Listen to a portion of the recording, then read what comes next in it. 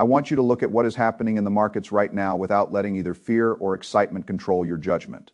The S&P 500 and the Nasdaq have almost completed a full V-shaped recovery in roughly 30 days. Bitcoin has also recovered strongly in a short period. It moved from the mid-$60,000 area toward $80,000 at the time this analysis was made. On the surface, that looks like a clean recovery. But in markets, the surface is usually the least important layer. The apparent reason for the rally is simple. Investors saw the extension of the United States and Iran ceasefire. They saw that the conflict had not immediately expanded into a wider global shock. They saw strong corporate earnings. They saw artificial intelligence momentum continue. They saw large institutions raise expectations for the S&P 500 because the AI story still had power behind it. So they bought. That is what markets do. Markets do not wait until the facts are perfectly clear. Markets discount probabilities. They move when the probability of disaster appears to go down, even if the disaster has not disappeared. That distinction matters. This is not an everything is fixed rally. It is a relief rally, reinforced by earnings strength and the continuing belief that artificial intelligence is the most important productivity wave of this generation. Those are very different things. Oil is still high. The Strait of Hormuz risk has not vanished. The ceasefire is not permanent. The Iran situation is not resolved. There are still reports of additional pressure and attacks around United States military assets. The macro risk has not gone away. It has only moved from the front page to the background. And when risk moves to the background, most investors stop pricing it correctly. That is when mistakes happen. I have learned over many decades that the economy and markets are best understood as systems. A system does not move because of one cause. It moves because different forces push against each other at the same time. Today, one force is relief. Another force is AI enthusiasm. Another is earnings resilience. Another is oil-driven inflation risk. Another is geopolitical instability. Another is central bank policy. Another is investor psychology. And because all of those forces are moving at once, the markets can rise for reasons that are real while still being vulnerable for reasons that are also real. That is why this moment is so important. A person who only looks at the chart will say, the market is back, the danger is over. A person who only looks at the news will say, the world is unstable, the market must fall. Both can be wrong because both are looking at only one part of the machine. The better way to think is in probabilities. The probability of an immediate major shock may have gone down. That supports asset prices. The probability of inflation staying sticky because of energy prices has not disappeared. That constrains the Federal Reserve. The probability of AI remaining a long-term investment theme has gone up. That supports large growth companies and risk assets. The probability of another pullback is still meaningful because relief does not equal resolution. When I see a market like this, I do not want to be emotional. I want to be mechanical. That is the first principle. Markets are irrational in the short term because human beings are irrational in the short term. They are greedy, frightened, impatient, overconfident, and then suddenly terrified. They chase what is moving up. They abandon what is temporarily painful. They wait for perfect clarity. And by the time clarity arrives, the price has already changed. That is not a criticism of human beings. It is simply reality. The market is made of people. Algorithms designed by people, institutions run by people, and incentives that reward people for acting faster than others. When you combine greed, fear, leverage, headlines, and uncertainty, you get large moves that feel irrational. But they are not random. They are part of a pattern.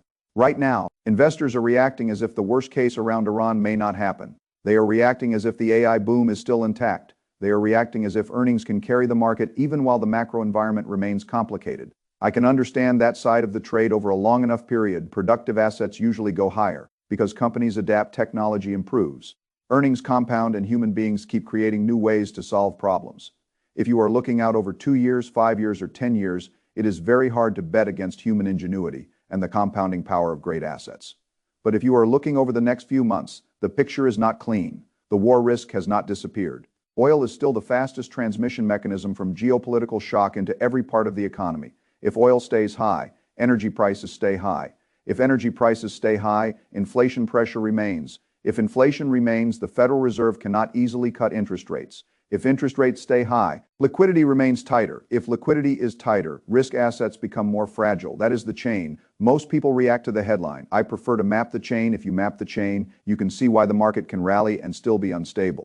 You can also see why waiting forever on the sidelines is usually a mistake. Many investors say they want a perfect entry. They want a 20% correction. They want the market to become cheap, obvious, and safe all at the same time.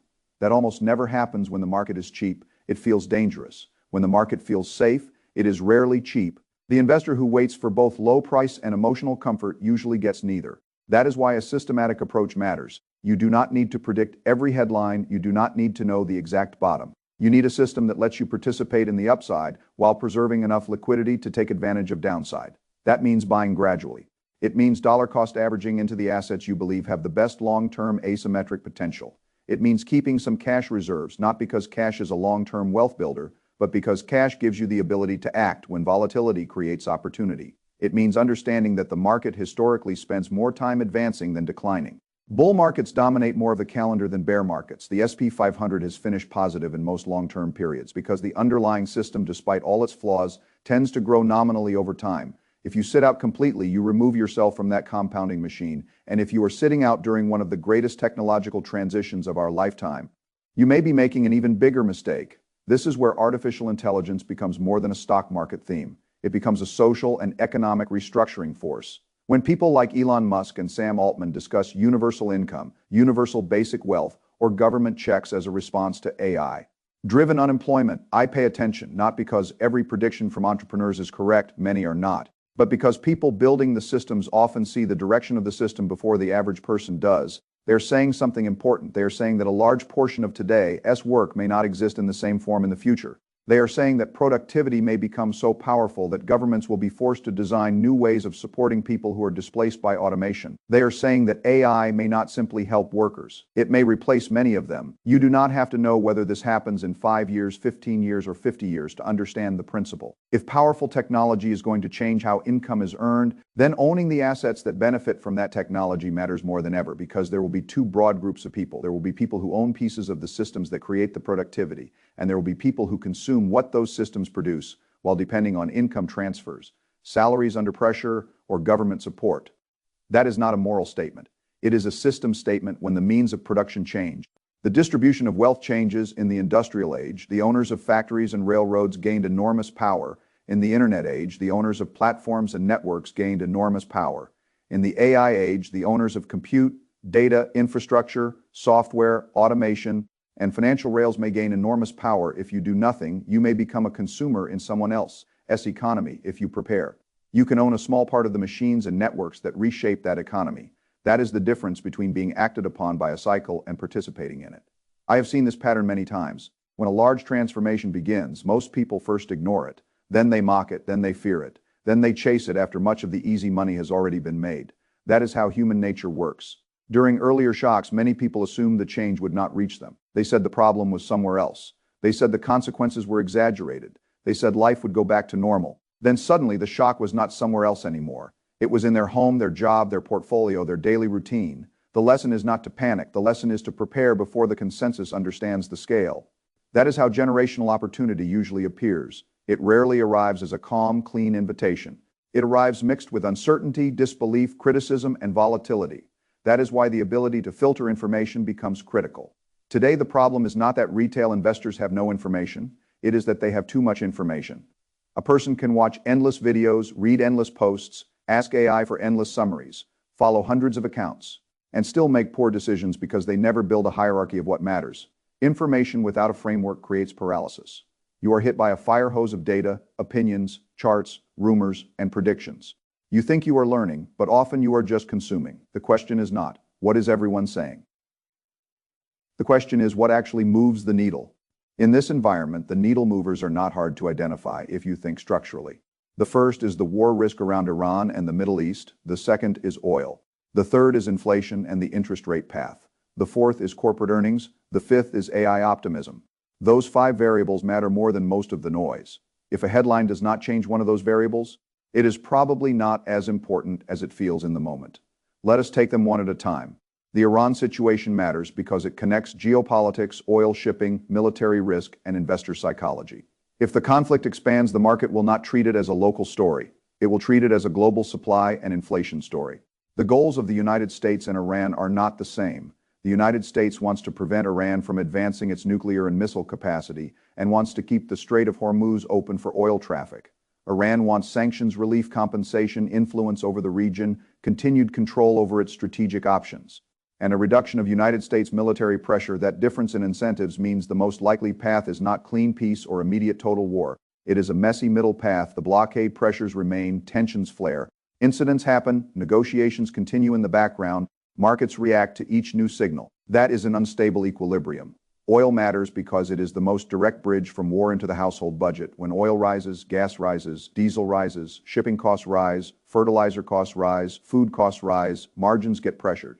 Consumers spend more on necessities and less on discretionary goods.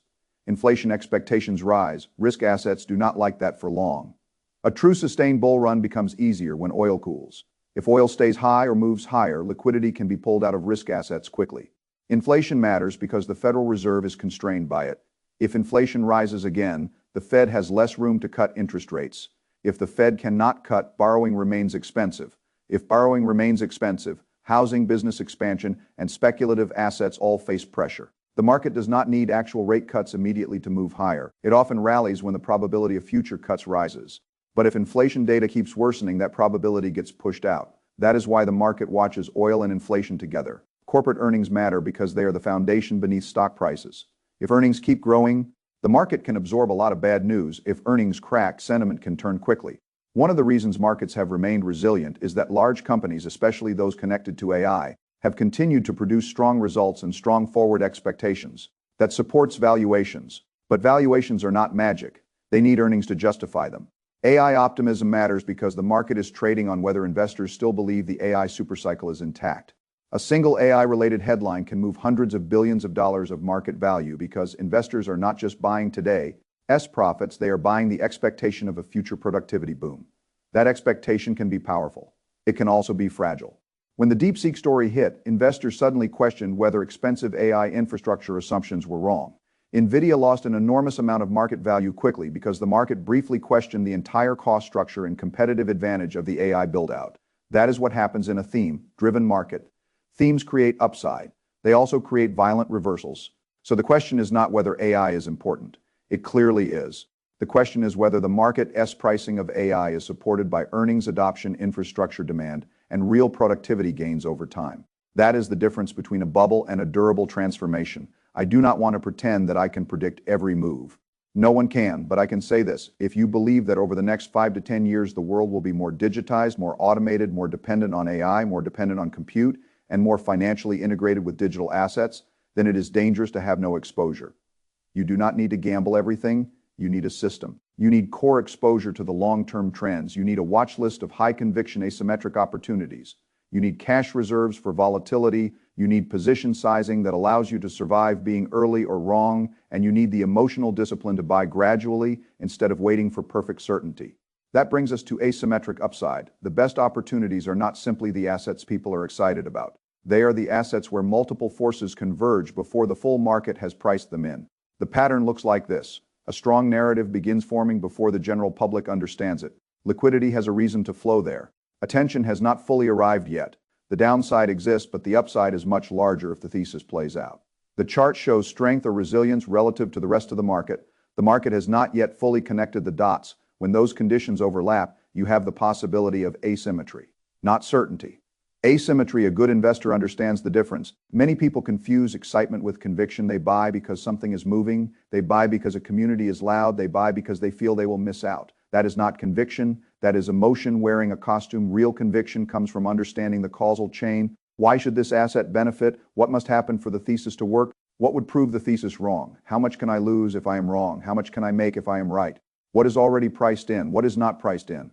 Those questions create better decisions in the crypto market. This becomes even more important because the volatility is extreme. There are periods when liquidity returns and many assets rise together. There are also periods when narratives collapse quickly and people lose money because they did not have an exit plan. The biggest opportunities often come when the crowd is asleep, not when everyone is screaming. Retail investors tend to arrive late. They ignore markets when the work should be done. Then they rush in when prices are already hot if you want an edge. You often need to do the opposite study when attention is low. Build your watch list when the market is boring or painful. Understand narratives before they are obvious. Then when liquidity returns and conditions improve, you are not scrambling. You are prepared. That is what preparation looks like, not prediction or portfolios. A fisherman understands this better than most traders. There are times when the bite is on and conditions are right, you can cast almost anywhere and get action. There are other times when the water is pressured, the timing is poor, and you can work for hours with little result. Markets are similar. There are periods when the high time frame trend and the low time frame trend align. Liquidity is flowing, risk appetite is strong. Narratives are clear in those periods. The probability of large gains is much higher. There are other periods when the market is choppy, every breakout fails, every dip bounce fades, every narrative competes with another narrative. In those periods, overtrading destroys people. The key is to know what season you are in right now. We are in a mixed season. The long-term opportunity is large. The short-term environment is unstable. That means I do not want to be all out, and I do not want to be recklessly all in. I want to accumulate intelligently. I want to know my levels. I want to know my watch list. I want to know where I will add if prices fall. I want to know what would invalidate the thesis. I want to keep enough reserves so that if the market gives me a gift, I can take it. That is how I think about Bitcoin in this environment. Bitcoin remains one of the clearest long-term assets for people who want exposure to monetary debasement, digital scarcity, institutional adoption, and the continued blending of traditional finance with crypto markets. The thesis above $70,000 remains intact. The $60,000 to $70,000 range is a strong area for gradual accumulation. If the long-term thesis remains valid, a return toward $50,000 would be a much more aggressive opportunity for those who understand the risk and have experience managing volatility. But Bitcoin should still be sized properly for someone who has already accumulated wealth. Bitcoin may be a meaningful but controlled part of a diversified portfolio for someone still trying to build wealth quickly. They may use it differently. The correct size depends on the investor's stage, temperament, liquidity needs, and ability to survive drawdowns. The mistake is not owning Bitcoin. The mistake is owning more than your nervous system can handle. I have seen many people buy the right asset and still lose because they sized it wrong. Then there are the higher, upside crypto opportunities. The source discussion focused heavily on Hyperliquid and the Hype ecosystem. The idea is that Hyperliquid has been generating major fee volume, meaningful earnings, deep liquidity, and a powerful token value accrual mechanism through buybacks. It is not simply another speculative coin. It is connected to a functioning trading system with real volume that matters. The deeper thesis is that Hyperliquid may become a broader financial venue, not only for crypto pairs, but for perpetual exposure to commodities, equities, indexes, oil, gold, silver, and other assets. If that direction continues, the addressable market is much larger than crypto trading alone. It also has future catalysts through prediction markets and additional market structures. If prediction markets keep growing and Hyperliquid captures even a meaningful share of that activity, the fee base can expand again, and the value accrual mechanism can become more powerful. That is the bull case. The bear case must also be understood. Validator decentralization is still a concern. If a network is too centralized, that matters for long-term credibility and resilience. In crypto, technical and governance risks can matter just as much as price action.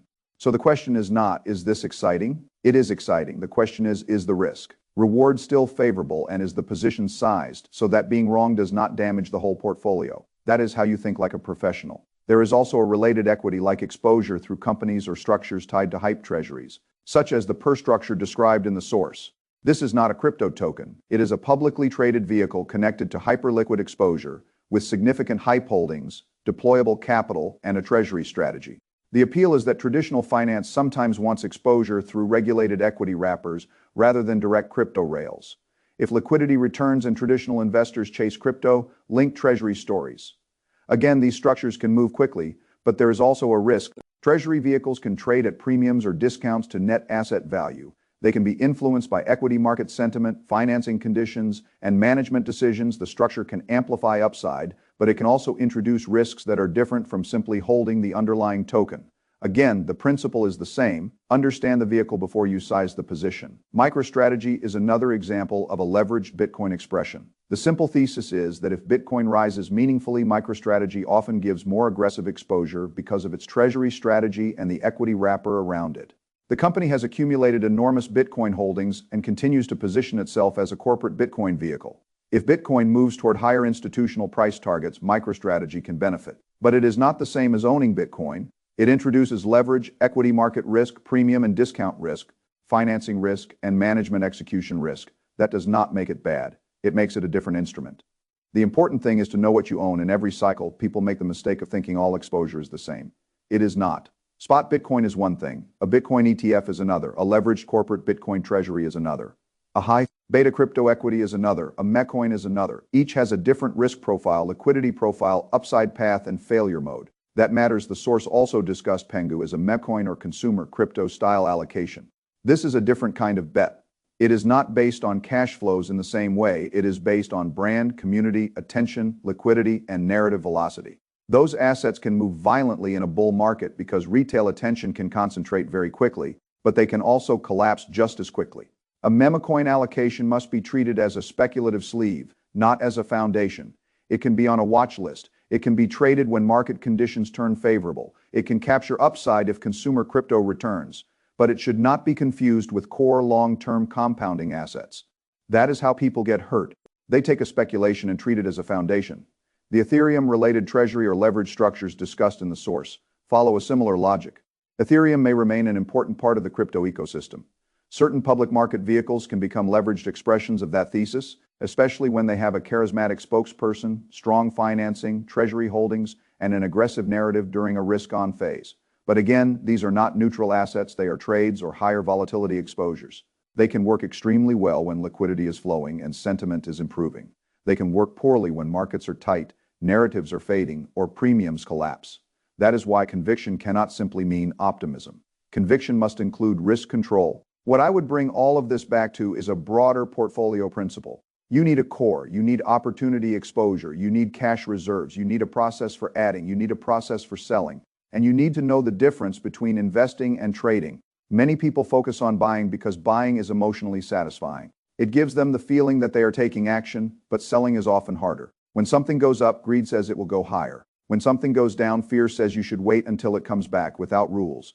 Both emotions control you. In every cycle, people say they will take profits. Then the market goes up and they convince themselves the new price is only the beginning. Then the market turns and they freeze.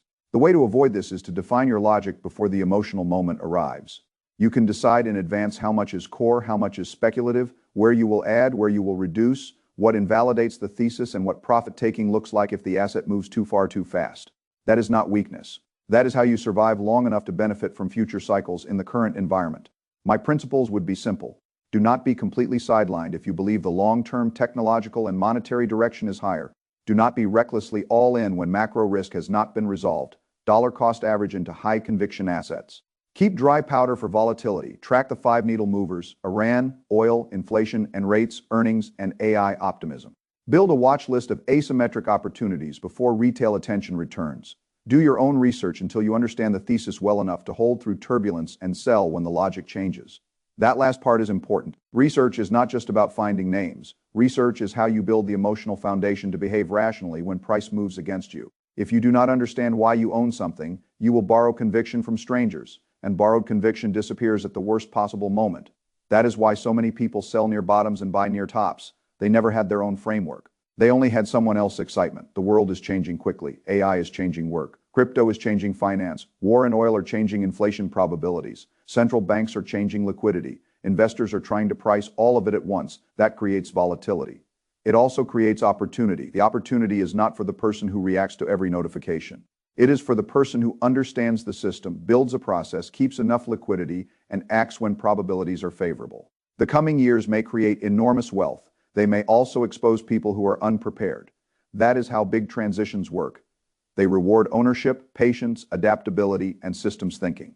They punish complacency, overconcentration, emotional trading, and the belief that the old world will always work the same way. I do not believe money solves every problem. It does not create meaning by itself. It does not replace family, faith, health, or purpose. But financial strength gives you options. It determines where you can live, how much stress you carry, what choices you can make for your family, and whether you can handle shocks without being destroyed by them. That is why learning this matters. Not because getting rich is the highest goal, because being unprepared in a system that is changing this quickly is dangerous. So do the work now. Filter the noise, study the real drivers, own productive assets, accumulate gradually, keep reserves. Look for asymmetry, stay grounded, and remember that the goal is not to be the loudest person in the market. The goal is to be prepared before the crowd wakes up.